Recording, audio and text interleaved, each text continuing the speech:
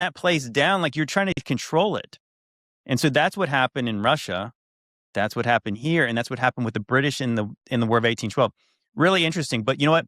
I got probably the perfect video maybe to finish on, because why did we go from this more innocent time to here, and how do we get there? You want to know the biggest psyop in modern day history? It's got nothing to do with politics. It's got nothing to do with religion. It's what happened to men in the last 60 years. You've seen it. I've seen it. Women around us nonstop say, where are the real men? The real question to ask is, was this just an accident, or did this all happen intentionally? To understand, we got to take it back pre-World War II, back when society ran on an order. It was God, family, community, and country, in that order. Men weren't controlled by any systems. They were expected to control themselves, and if they did, that's where they earned respect. Then the war ended. Industry started to explode. Jobs were popping up everywhere, and life got really easy, really fast. Suddenly, a man didn't have to be exceptional to survive, and after women had proved themselves in wartime industry, male necessity started to fade away. And as that level of comfort rose, God started to move off-center. It wasn't banned, it was just optional. When there's no higher power telling you when to stop, your desire becomes a new standard. And that's about the time the language started to change, because as consumerism rose,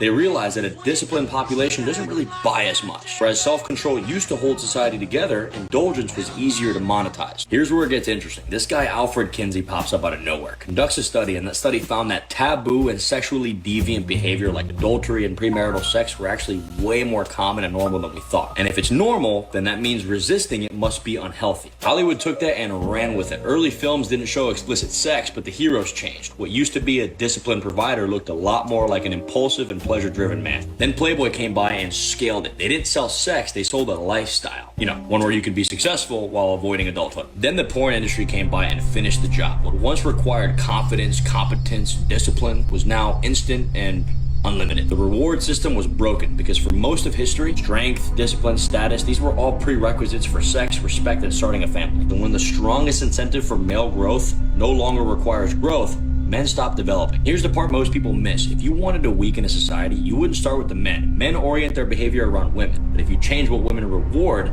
male behavior follows automatically. So here's my challenge to you. I urge you to go look up who profits from all of this. Go look up the parent companies, the boards, the investors, the regulators, the lobbying. Go follow the money trail. Then ask yourself, who benefits from a distracted, undisciplined, and easily controlled population? The music in the background as he asks. The end.